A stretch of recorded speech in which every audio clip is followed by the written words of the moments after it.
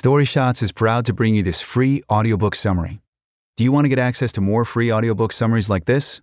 Subscribe and click the bell button now to get notified each time we upload a new summary.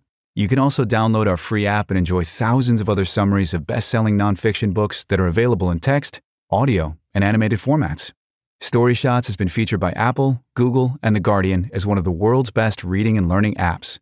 Go to getstoryshots.com and download the app today. Happy learning. Life gets busy. Has thinking, fast and slow, been gathering dust on your bookshelf?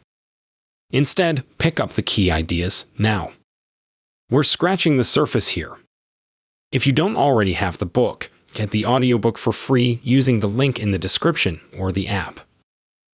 StoryShots Analysis and Summary of Thinking, Fast and Slow by Daniel Kahneman.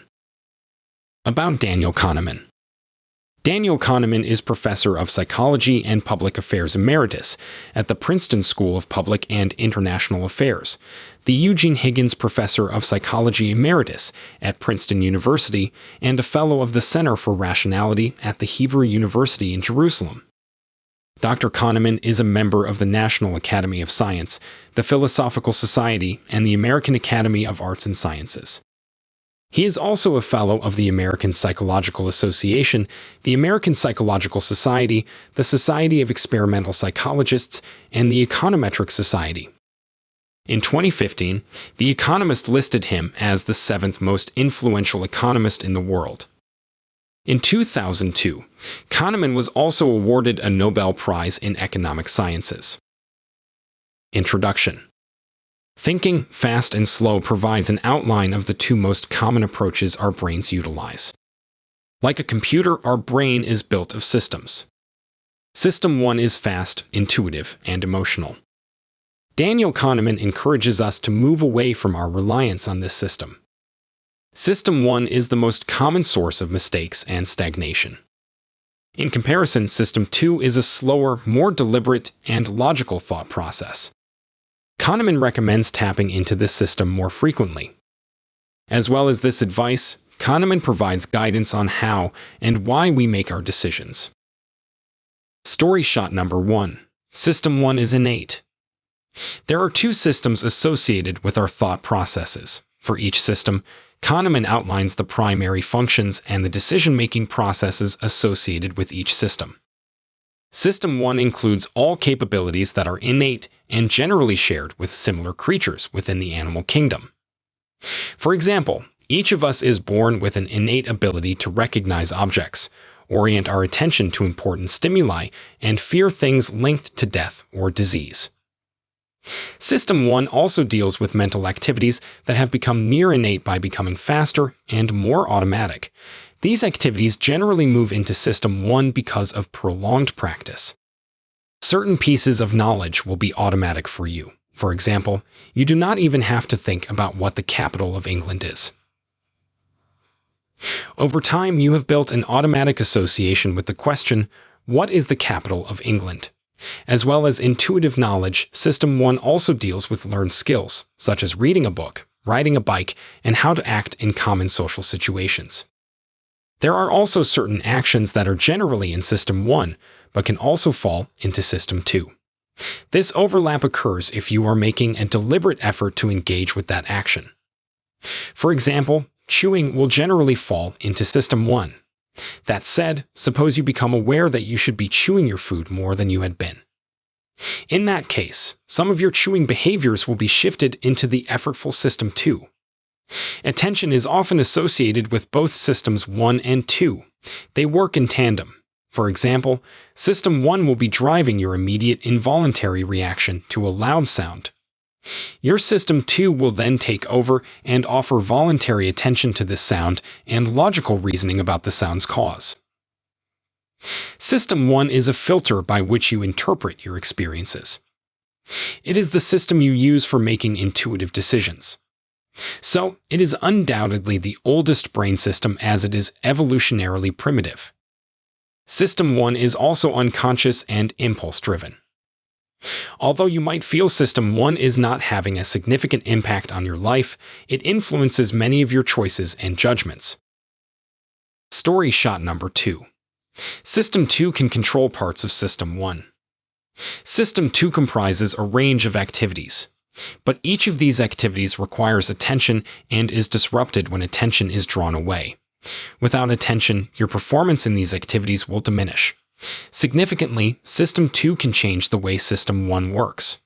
For example, detection is generally an act of System 1. You can set yourself, via System 2, to search for a specific person in a crowd. This priming by System 2 allows your System 1 to perform better, meaning you are more likely to find the specific person in the crowd. This is the same process we utilize when we are completing a word search. Because System 2 activities require attention, they are generally more effortful than System 1 activities. It is also challenging to simultaneously carry out more than one System 2 activity. The only tasks that can be simultaneously completed fall on the lower limits of effort, for example, holding a conversation while driving. That said, it is not wise to hold a conversation while overtaking a truck on a narrow road. Essentially, the more attention a task requires, the less viable it is to be completing another System 2 task simultaneously.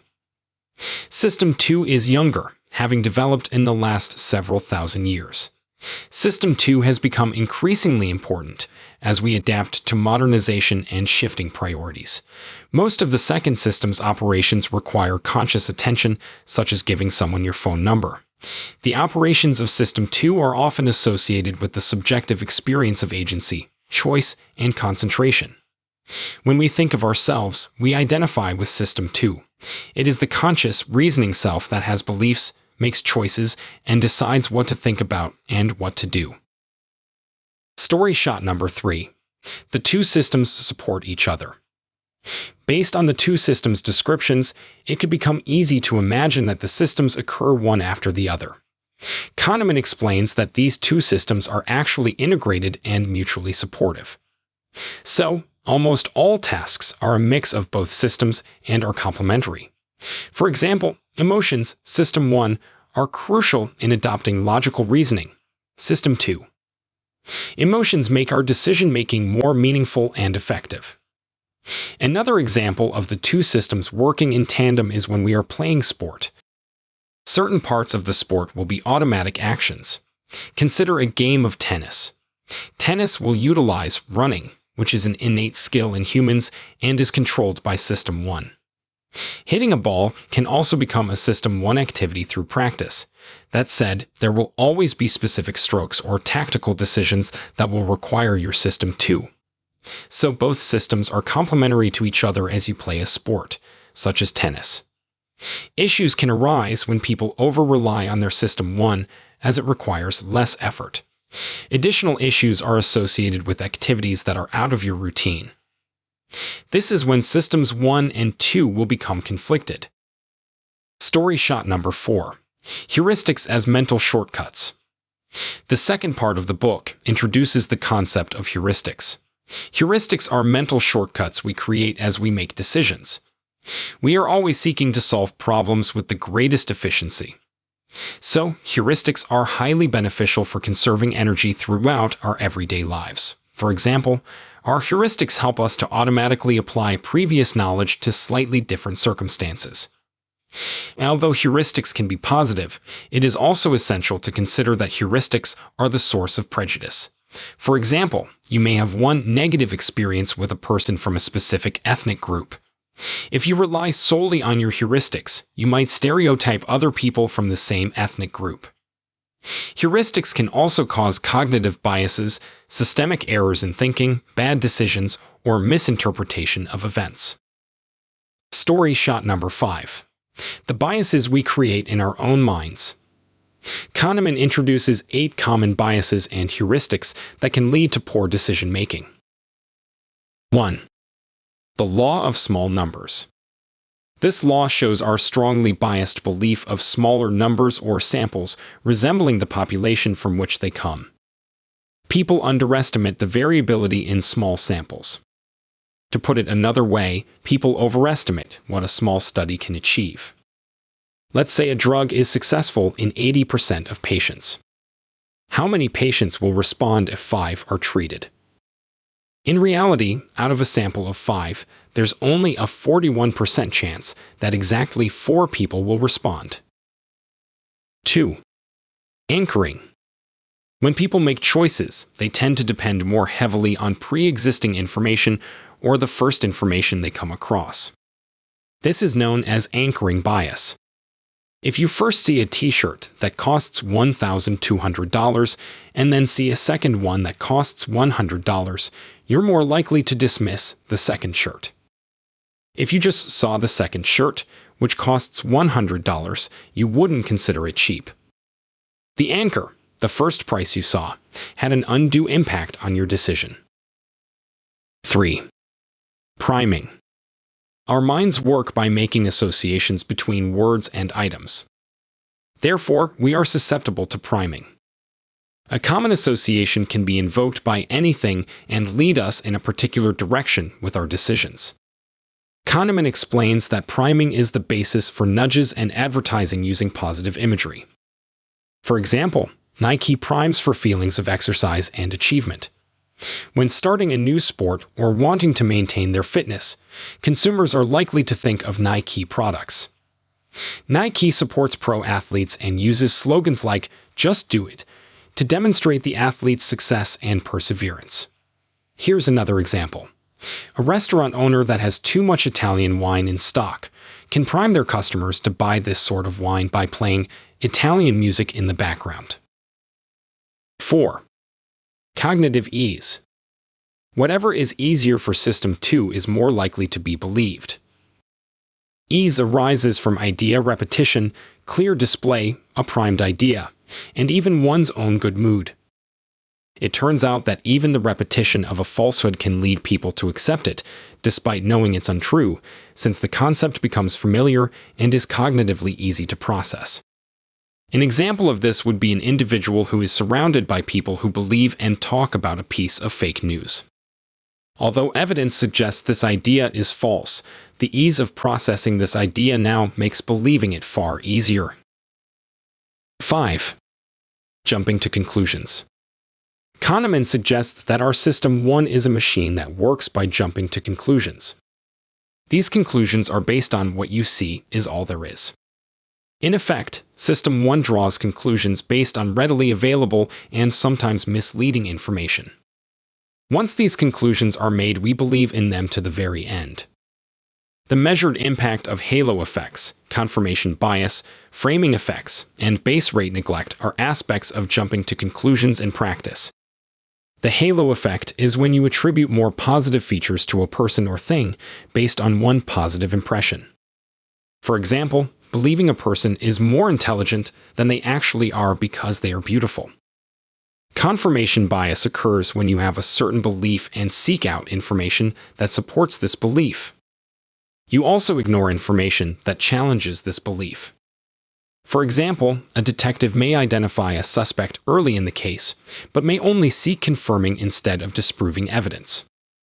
Filter bubbles or algorithmic editing amplify confirmation bias in social media. The algorithms accomplish this by showing the user only information and posts they will likely agree with rather than exposing them to opposing perspectives. Framing effects relate to how the context of a dilemma can influence people's behavior. For example, people tend to avoid risk when a positive frame is presented and seek risk when a negative frame is presented. In one study, when a late registration penalty was introduced, 93% of PhD students registered early. But the percentage declined to 67% when it was presented as a discount for early registration. Finally, base rate neglect or base rate fallacy relates to our tendency to focus on individuating information rather than base rate information.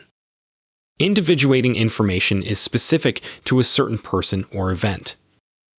Base rate information is objective and statistical information. We tend to assign greater value to the specific information and often ignore the base rate information altogether. So, we are more likely to make assumptions based on individual characteristics rather than the prevalence of something in general. The false positive paradox is an example of the base rate fallacy. There are cases where there are a larger number of false positives than true positives. For example, 100 out of 1,000 people test positive for an infection, but only 20 actually have the infection. This suggests 80 tests were false positives. The probability of positive results depends on several factors, including testing accuracy as well as the characteristic of the sampled population. The prevalence, meaning the proportion of those who have a given condition, can be lower than the test's false positive rate.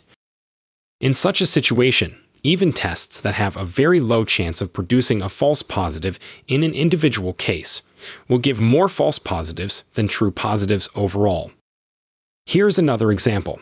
Even if the one person in your chemistry elective course looks and acts like a traditional medical student, the chances that they are studying medicine are slim. This is because medical programs usually have only 100 or so students, compared to the thousands of students enrolled in other faculties such as business or engineering. While it might be easy to make snap judgments about people based on specific information, we shouldn't allow this to completely erase the baseline statistical information. 6. Availability. The bias of availability occurs when we take into account a salient event, a recent experience, or something that's particularly vivid to us to make our judgments. People who are guided by System 1 are more susceptible to the availability bias than others. An example of this bias would be listening to the news and hearing there has been a large plane crash in another country. If you had a flight the following week, you could have a disproportionate belief that your flight will also crash. 7. The sunk cost fallacy. This fallacy occurs when people continue to invest additional resources into a losing account despite better investments being available. For example, when investors allow the purchase price of a stock to determine when they can sell, they fall prey to the sunk cost fallacy. Investors' inclination for selling winning stocks too early while holding on to losing stocks for far too long has been well researched. Another example is staying in a long-term relationship despite it being emotionally damaging. They fear starting over because it means everything they did in the past was all for nothing, but this fear is usually more destructive than letting go. This fallacy is also the reason that people become addicted to gambling. To tackle this fallacy, you should avoid the escalation of commitment to something that could fail. Story shot number 6. Regression to the mean. Regression to the mean is the statistical fact that any sequence of trials will eventually converge to the mean. Despite this, humans tend to identify lucky and unlucky streaks as a sign of future outcomes. For example, I have lost 5 slot machine pulls in a row, so I am due a win. This belief is associated with several mental shortcomings that Kahneman considers. Illusion of understanding. We construct narratives to make sense of the world. We look for causality where none exists. Illusion of validity. Pundits, stock pickers, and other experts develop an outsized sense of expertise. Expert intuition. Algorithms applied with discipline often outdo experts and their sense of intuition. Planning fallacy. This fallacy occurs when people overestimate the positive outcomes of a chance-based experience because they planned for the occasion. Optimism and the entrepreneurial delusion. Most people are overconfident, tend to neglect competitors, and believe they will outperform the average. Story shot number 7. Hindsight significantly influences decision-making. Using various elements, Daniel Kahneman shows how little of our past we understand. He mentions hindsight, a bias that has an especially negative effect on the decision-making process. Specifically, hindsight shifts the measure used to assess the soundness of decisions. This shift moves the measure from the process itself to the nature of the outcome. Kahneman notes that actions that seemed prudent in foresight can look irresponsibly negligent in hindsight. A general limitation of humans is our inability to accurately reconstruct past states of knowledge or beliefs that have changed. Hindsight bias has a significant impact on the evaluations of decision makers. It leads observers to assess the quality of a decision not by whether the process was sound, but by whether its outcome was good or bad. Hindsight is especially unkind to decision makers who act as agents for others: physicians, financial advisors, third-base coaches, CEOs, social workers, diplomats, and politicians. We are prone to blaming decision makers for good decisions that worked out badly. We also give them too little credit for successful actions that only appear evident after the outcomes. So, within humans, there is a clear outcome bias. Although hindsight and the outcome bias generally foster risk aversion, they also bring undeserved rewards to irresponsible risk seekers. An example of this is entrepreneurs who take crazy gambles and luckily win. Lucky leaders are also never punished for having taken too much risk. Story shot number 8. Risk aversion. Kahneman notes that humans tend to be risk-averse, meaning we tend to avoid risk whenever we can. Most people dislike risk due to the potential of receiving the lowest possible outcome. So, if they are offered the choice between a gamble and an amount equal to its expected value, they will pick the sure thing. The expected value is calculated by multiplying each of the possible outcomes by the likelihood each outcome will occur and summing all of those values. A risk-averse decision maker will choose a sure thing that is less than the expected value of the risk. In effect, they are paying a premium to avoid uncertainty. Story shot number 9. Loss aversion. Kahneman also introduces the concept of loss aversion. Many options we face in life are a mixture of potential loss and gain. There is a risk of loss and an opportunity for gain. So, we must decide whether to accept the gamble or reject it. Loss aversion refers to the relative strength of two motives. We are driven more strongly to avoid losses than achieve gains. A reference point is sometimes the status quo, but it can also be a goal in the future. For example, not achieving a goal is a loss, exceeding the goal is a gain. The two motives are not equally powerful. Failure aversion is far stronger than the motivation to obtain a goal. So, people often adopt short-term goals that they strive to achieve but not necessarily exceed. They are likely to reduce their efforts when they have reached immediate goals. This means their results can sometimes violate economic logic. Daniel also explains that people attach value to gains and losses rather than wealth. So, the decision weights that they assign to outcomes are different from probabilities. People who face terrible options take desperate gambles, accepting a high probability of making things worse in exchange for a small hope of avoiding a large loss. Risk-taking of this kind often turns manageable failures into disasters. Because defeat is so difficult to accept, the losing side in wars often fights long past the point that victory is guaranteed for the other side. Story shot number 10. Do not trust your preferences to reflect your interests. Daniel Kahneman suggests that we all hold an assumption that our decisions are in our best interest. This is not usually the case. Our memories, which are not always right or interpreted correctly, often significantly influence our choices. Decisions that do not produce the best possible experience are bad news for believers in the rationality of choice. We cannot fully trust our preferences to reflect our interests. This lack of trust is real, even if they are based on personal experience and recent memories. Story shot number 11. Memories shape our decisions. Memories shape our decisions. Worryingly, our memories can be wrong. Inconsistency is built into the design of our minds. We have strong preferences for the duration of our experiences of pain and pleasure. We want pain to be brief and pleasure to last. Our memory, a function of System 1, has evolved to represent the most intense moments of an episode of pain or pleasure. A memory that neglects duration will not serve our preference for long pleasures and short pains. A single happiness value does not easily represent the experience of a moment or an episode. Although positive and negative emotions exist simultaneously, it is possible to classify most moments of life as ultimately positive or negative. An individual's mood at any moment depends on their temperament and overall happiness. Still, emotional well-being also fluctuates daily and weekly. The mood of the moment depends primarily on the current situation. Final Story Shots Review and Analysis. Thinking fast and slow outlines the way that all human minds work. We all have two systems that support each other and work in tandem. The issue is when we rely too heavily on our quick and impulsive System 1. This over-reliance leads to a wide range of biases that can negatively influence decision-making.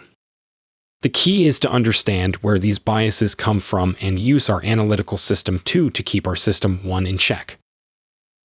This was the tip of the iceberg.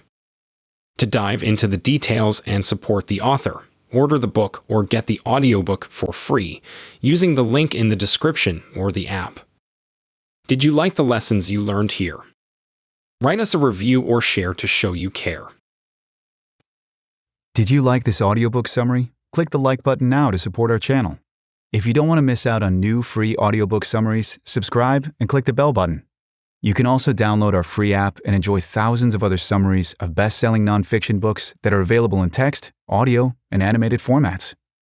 Story Shots has been featured by Apple, Google, and The Guardian as one of the world's best reading and learning apps. Go to getstoryshots.com and download the app today.